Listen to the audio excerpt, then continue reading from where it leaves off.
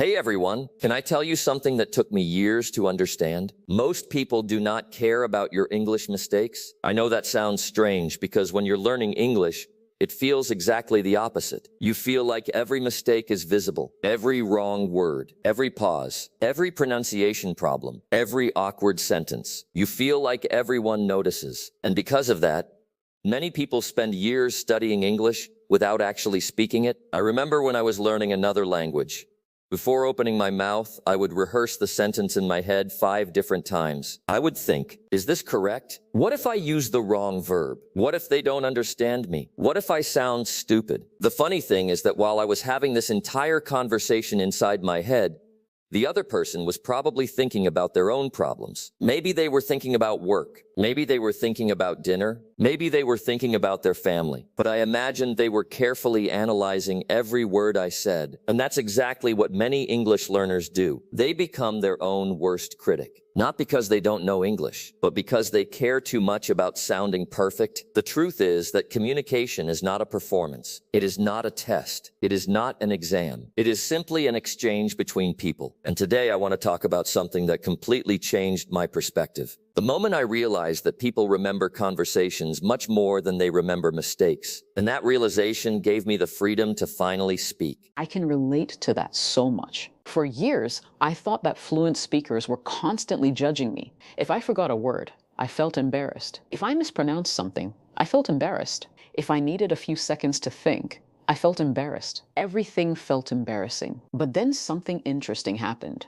I started paying attention to other people who were learning languages. I met travelers, students, professionals, people from all over the world. And guess what? They all made mistakes. All of them. Some had strong accents. Some mixed words. Some spoke slowly. Some spoke very confidently even when their grammar wasn't perfect. And do you know what I noticed? Nobody cared. People listened. People responded. People smiled. The conversation continued. The world didn't stop because someone used the wrong tense. Nobody pointed at them. Nobody laughed. Nobody ended the conversation. Most people were simply happy that communication was happening. That was a huge lesson for me because I realized I had been holding myself to a much higher standard than everyone else. I expected perfection from myself while accepting imperfection from everybody around me. And that's a trap many English learners fall into. They judge themselves much more harshly than anyone else ever would. You know, the more I think about it, the more I realize that many English learners are not actually afraid of speaking English. They're afraid of being judged. And those are two very different things. Because if speaking English were the real problem, then practicing would feel exciting. It would feel like an opportunity. It would feel like progress. But for many people, speaking English feels like standing on a stage. Every word feels exposed. Every sentence feels risky. Every mistake feels bigger than it really is. I remember a time when I was convinced that everybody around me was paying attention to the way I spoke. If I paused for a second, I noticed it. If I repeated a word, I noticed it. If my pronunciation wasn't perfect, I noticed it immediately. But then something interesting happened. I started paying attention to other people during conversations. Not myself, other people. And what I discovered completely changed the way I think about communication. Most people are not analyzing you. They're listening for meaning. They're trying to understand your story. They're trying to understand your opinion. They're trying to understand what you're feeling. Communication is not a grammar competition. It's a human experience. Think about the conversations you enjoy most. Do you enjoy them because the other person speaks perfectly? Probably not. You enjoy them because they're interesting, because they're genuine, because they make you laugh, because they make you think, because they make you feel understood. And that's exactly what English learners often forget. The goal is not perfection. The goal is connection. A person with imperfect English can still tell a great story. A person with imperfect English can still make a friend. A person with imperfect English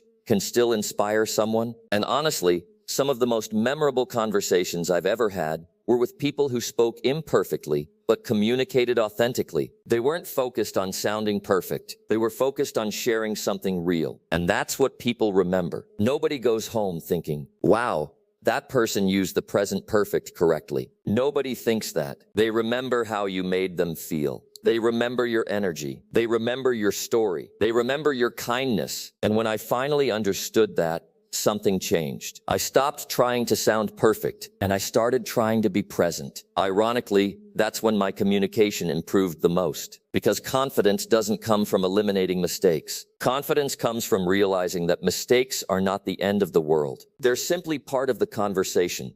You know what finally changed my perspective? One day I realized that I couldn't remember the mistakes other people made. And that sounds simple, but it had a huge impact on me. Think about it for a moment. How many conversations have you had this week? Maybe with coworkers, maybe with friends, maybe with family members, maybe with people online. Now ask yourself this. Can you remember every grammar mistake they made? Can you remember every pronunciation mistake? Can you remember every awkward pause? Probably not, because that's not what your brain focuses on. Your brain focuses on meaning.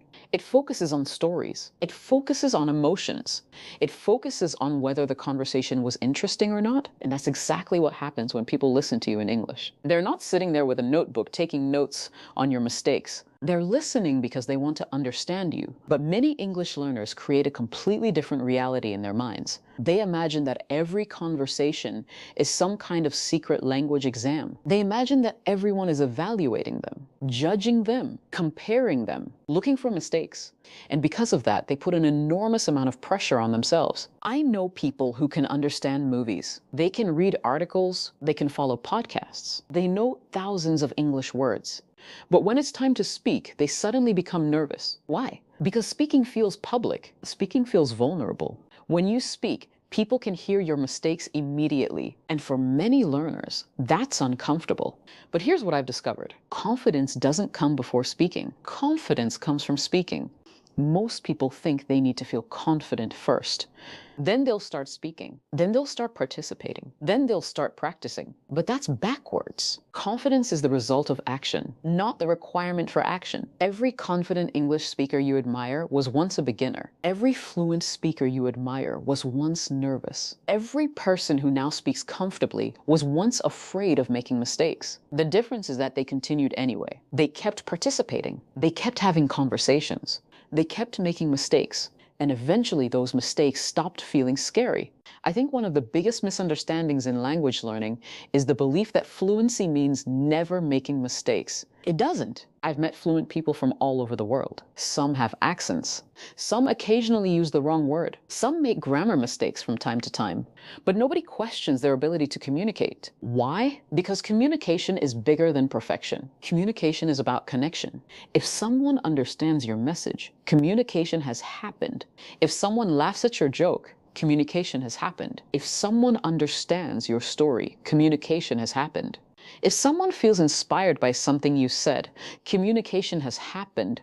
And none of those things require perfect English. What they require is courage. The courage to participate before you feel ready. The courage to speak before you're perfect. The courage to accept that mistakes are not evidence of failure. They're evidence that you're learning. In fact, when I meet someone who speaks English despite making mistakes, I usually respect them more, not less, because I know how difficult that can be. I know how much courage it takes to communicate in a language that isn't your first language, and most reasonable people feel the same way. They aren't looking down on you. They're often admiring the fact that you're trying. So if you're waiting for the day when your English becomes perfect before you start speaking confidently, I have good news. That day doesn't need to come first. You can start now. You can participate now. You can make mistakes now. And little by little, conversation by conversation, you'll discover something that surprised me too. The people around you care far less about your mistakes than you ever imagined. Let me tell you something that I wish someone had told me years ago. Most of the limits you experience when speaking English are not actually language limits. They're psychological limits. And that's an important distinction, because if the problem were vocabulary, you could solve it by studying more words. If the problem were grammar, you could solve it by studying more grammar. If the problem were pronunciation, you could solve it by practicing pronunciation. But what happens when you already know enough English to have a conversation and you still don't speak? That's when you realize the real obstacle is often happening inside your own mind. I remember meeting people whose English was objectively worse than mine. They knew fewer words. They made more mistakes. Their grammar wasn't as strong, and yet they spoke far more than I did. At first, I couldn't understand it. How could someone with less knowledge communicate more confidently? Then I discovered the answer. They weren't waiting for permission. They weren't waiting to feel ready. They weren't waiting for perfection. They simply accepted that mistakes were part of the process. Meanwhile, I was trying to eliminate every possible mistake before speaking. And that's a game nobody wins. Because language isn't mathematics. There isn't one perfect sentence. There isn't one perfect conversation. There isn't one perfect way to express an idea. Real communication is messy. It's spontaneous. It's imperfect. And that's exactly what makes it human. Think about children learning their first language. Nobody expects perfection from them. Nobody says, come back when your grammar is flawless. Nobody says, speak only when you can express yourself perfectly. Children learn because they participate. They try. They fail. They try again. And somehow, as adults, we forget that lesson. We believe we must become good before we begin, when in reality, we become good because we begin. That's true in sports. It's true in music. It's true in public speaking. And it's definitely true in language learning. I sometimes imagine two English learners. The first person studies for 2 hours every day. They watch videos. They memorize vocabulary. They read books, but they're terrified of making mistakes. So they rarely speak. The second person studies less. They know less grammar. They have a smaller vocabulary. But every opportunity they get, they speak. They ask questions. They start conversations. They take risks. Now imagine both people doing that for a year. Who do you think will become the better communicator? Most likely the person who spoke, not because they were smarter, not because they were more talented, but because communication improves through communication. And that's a lesson many learners spend years discovering. Another thing I've noticed is that people often confuse fluency with perfection. They're not the same thing.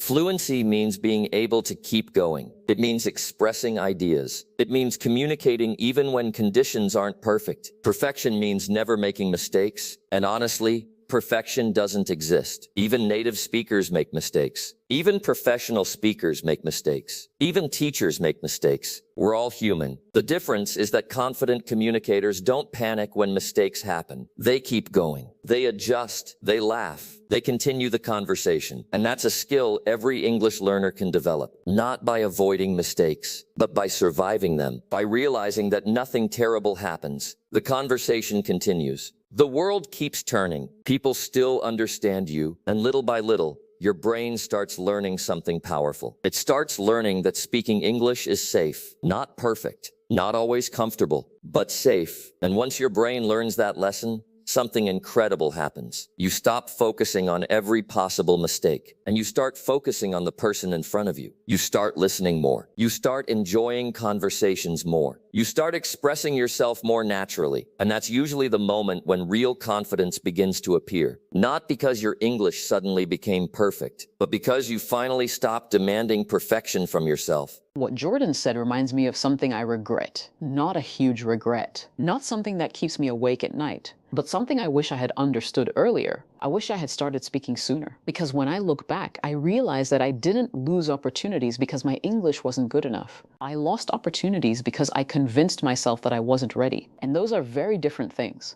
For a long time, I had this imaginary version of myself in my head. The future version. The version that would finally be confident. The version that would finally speak without mistakes. The version that would finally feel comfortable.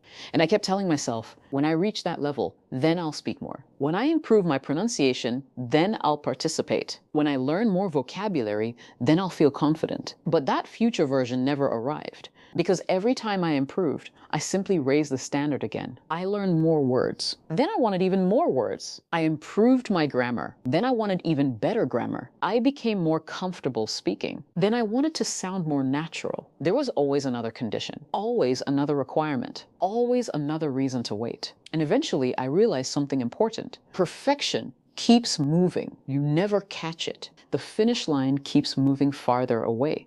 And if you're not careful, you can spend years preparing to do something instead of actually doing it. I think many English learners understand exactly what I'm talking about. Maybe you've had opportunities to speak. Maybe a coworker started a conversation. Maybe you met a tourist.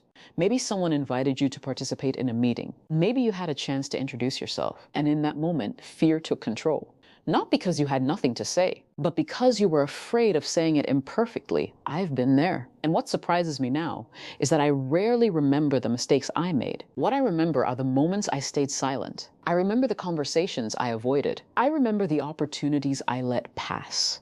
I remember wishing I had been a little braver. Because here's the truth. Most conversations are not life-changing. Most conversations are small, simple, ordinary. But those small conversations slowly build confidence. One conversation becomes 10. 10 become 50. 50 become 100. And eventually speaking English starts feeling normal. Not because your English suddenly became perfect, but because your brain becomes familiar with the experience. You stop treating every conversation like an important performance, and you start treating it like what it really is. A conversation. Just two human beings exchanging ideas, sharing stories, sharing experiences, connecting.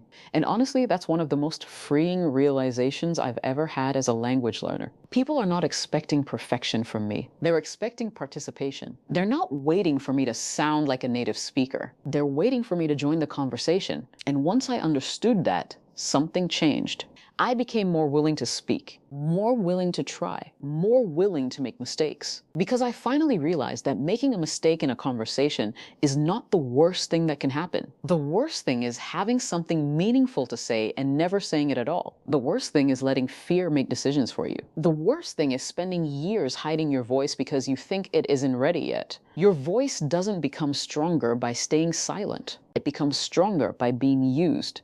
And every conversation, every awkward moment, every mistake, every imperfect sentence is helping you become the speaker you want to be. Not someday, not in the future, right now, one conversation at a time.